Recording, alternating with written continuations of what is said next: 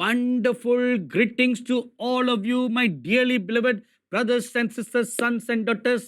How are you all today? मेरे प्रिय भाइयों बहनों बेटे बेटियां आप सबके लिए अद्भुत शुभकामनाएं। आज आप सब कैसे हैं? Welcome to another weekly episode of the Two Witnesses.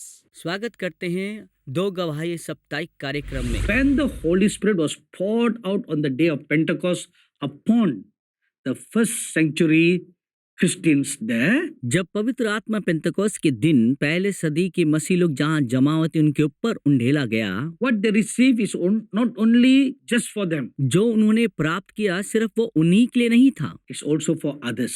वो दूसरों के लिए भी था। So they are the first group representative. वो पहला एक झुंड है जो प्रतिनिधि है। In the same manner, what the apostle John received, ठीक वैसा ही जो प्रेरित यूहन्ना ने प्राप्त किया है, he was a representative. वो एक प्रतिनिधि है। Because all his life he stayed in the island of Patmos.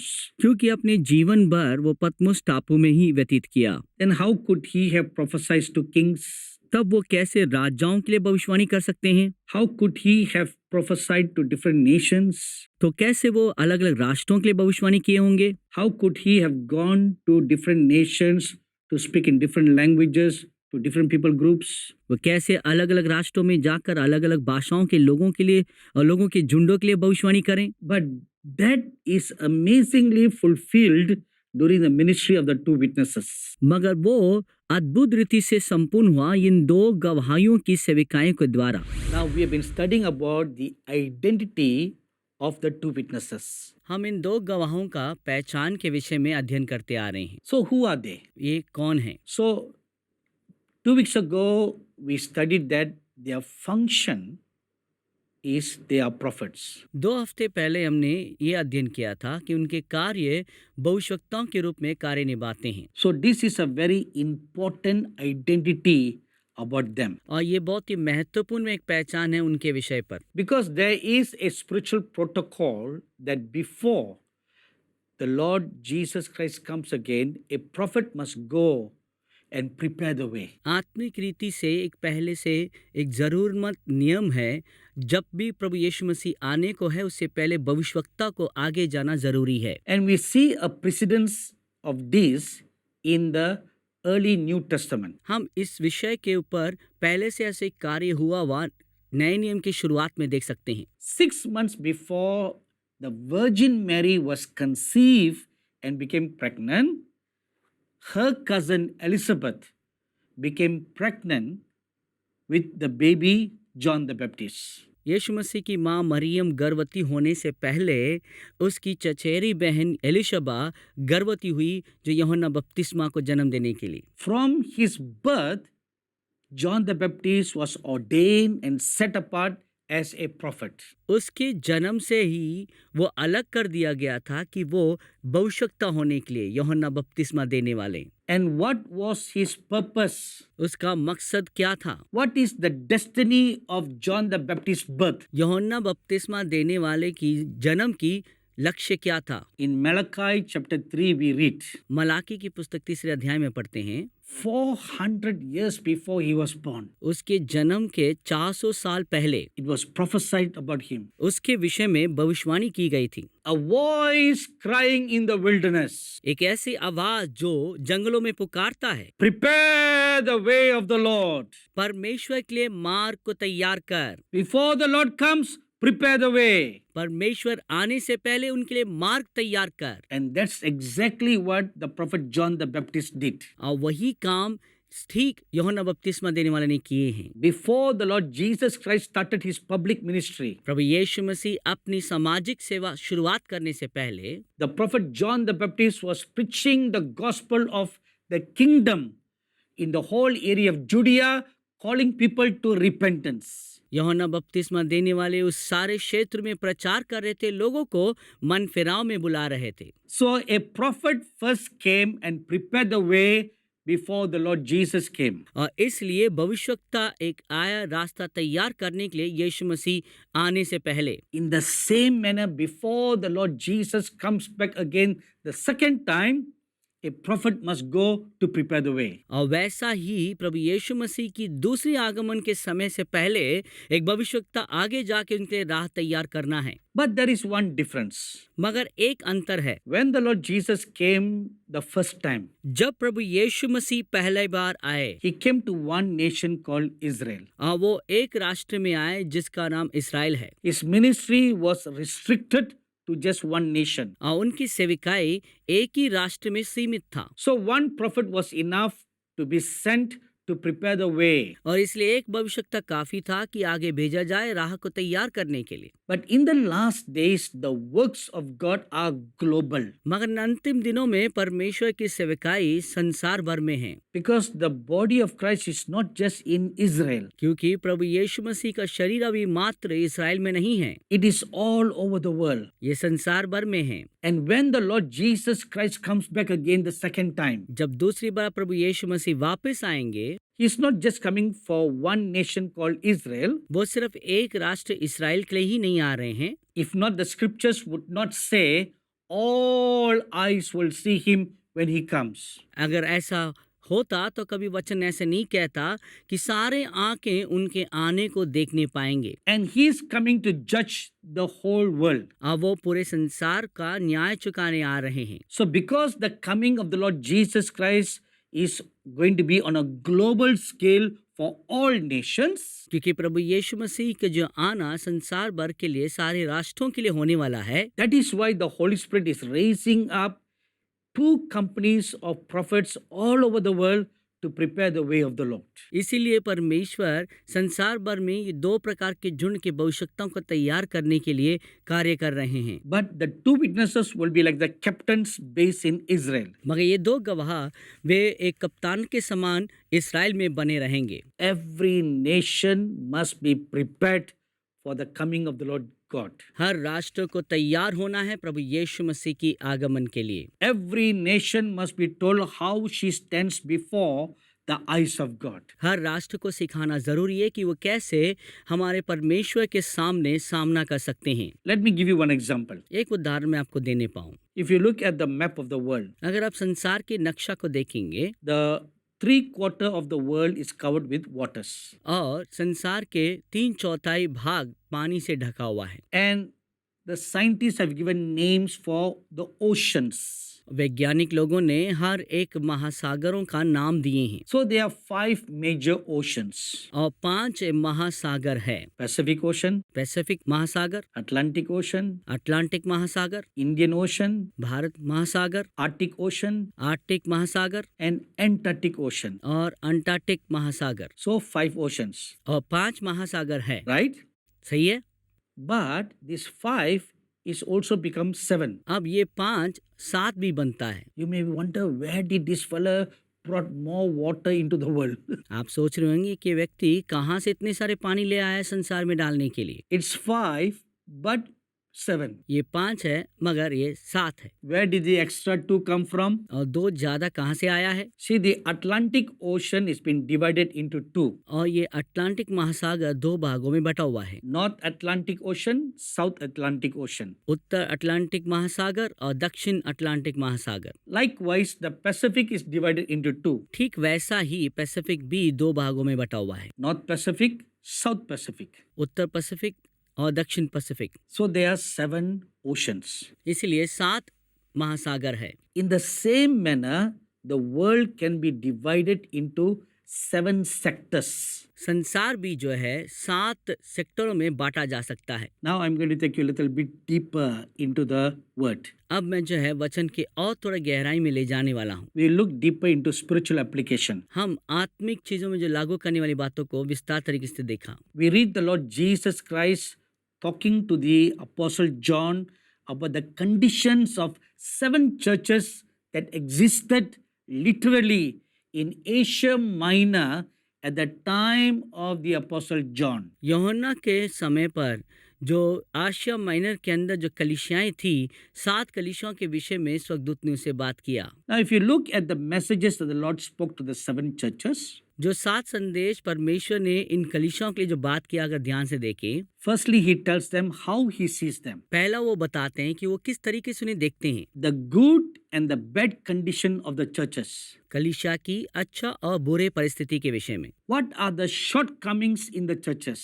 कलीसियाओं की कमियां क्या है, And what must they do to change themselves? उन्हें क्या करना होगा अपने आप को बदलने के लिए, And what blessings will they get if they change? क्या आशीष मिलेगा अगर वो बदलने लग जाएं, And what will they lose if they don't change? अगर वो नहीं बदलेंगे क्या क्या चीजों को वो खो पड़ेंगे। In the same manner, ठीक वैसा ही the 7 churches' messages will also be applicable to the 7 sectors of the nations in the world. 7 कलीसियाओं की जो संदेश है वे इन 7 भाग जो संसार का है, उसमें लागू की जा सकती है। So the companies of prophets that God will send all over the world, जबकि भविष्यवक्ताओं के जो झुंडों को जब परमेश्वर सारे संसार में भेजेंगे, just like how the Lord Jesus came and spoke about the condition of the churches, जैसे प्रभु यीशु मसीह आया और कलीसिया की परिस्थितियों के विषय में उन्होंने बात की है, the Lord Jesus, through the 7 spirits of the Lord,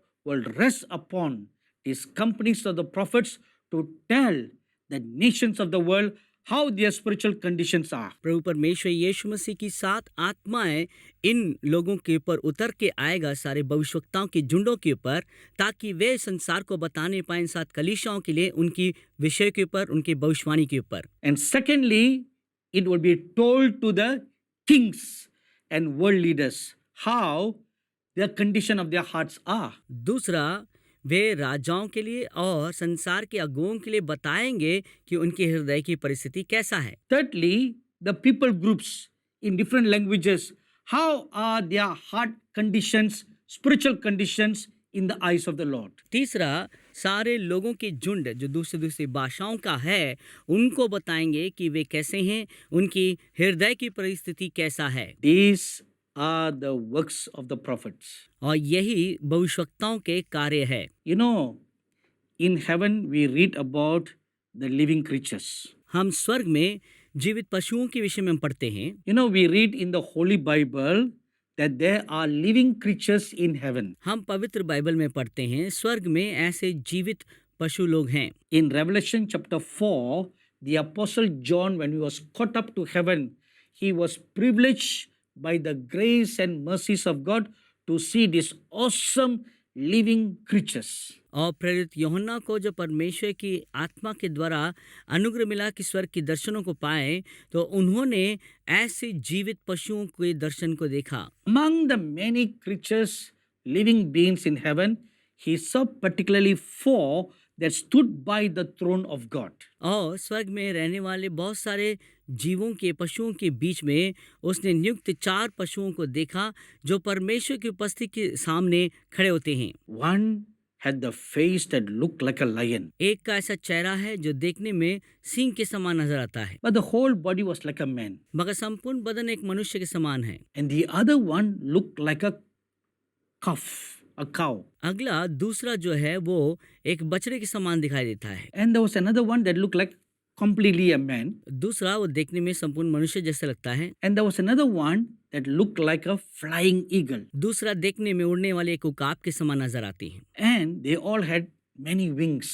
इन सब के पास बहुत पंख थे And they had eyes all over them. और उनके संपूर्ण बदन में आंखें थी। It's very difficult for us to imagine how it looks like. हमारे लिए बहुत कठिन है कि ये कल्पना करने के लिए वो कैसे दिखाई देंगे। I want to draw your particular attention to the living creature that looked like a calf. मैं चाहता हूँ कि अपने ध्यान को जो है ऐसे एक चीज पे लगाएं जो देखने में आपके लिए एक पशु जैसा लगता है। And those of you who know something about farming, whether you have read it or you have seen documentaries, you know that the calf or a cow is a very important beast in farming. खेती के विषय में अगर जानने वाले व्यक्ति हो या उसके विषय में पढ़ा हो या देखा हो, आप सब जानते हैं कि गाय की कितनी महत्वपूर्ण रहता है खेती में। Every farmer will use 2 cows हर एक किसान 2 गाय को इस्तेमाल करते हैं and they put the plow on the necks of the calves और वो अपनी जुएं को उन दो बछड़ों के पर रखते हैं। And when the cow goes along the ground, जब ये गाय उन जमीन में चलते हैं the plow will help to break up the fallow ground. और ये हल उस भूमि को तोड़ने में मदद करता है। So focus closely at what I just said. जो मैंने अभी कहा है उसे ध्यान से करीब से देखिए। The work of the cows in farming is to break up the ground. इन गायों का काम इस खेती में क्या है? उस भूमि को तोड़ने का है। That is the anointing that will be released in these last days. और वही इस प्रकार के अभिषेक इन अंतिम दिनों में उंडेला जाएगा।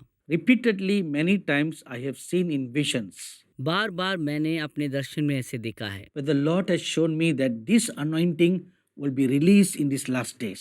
और प्रभु ने स्पष्ट बताया कि इन अंतिम दिनों में ये अभिषेक उंडेला जाएगा। And we see a scripture in the Holy Bible that proves that. और पवित्र बाइबल में उसके लिए वचन को देख सकते हैं जो हमें साबित करके दिखाता है। In Psalms 92 verse 10, भजन संगीता 92 उसके 10 पद, my horn you have anointed with fresh oil. मेरे सींग को आपने एक ताजे तेल से भर दिया है। The work of a prophet is to fallow the ground. और एक याजक का काम यह है कि जमीन को हल जोतने पाए। Look at what the ministry of John the Baptist was.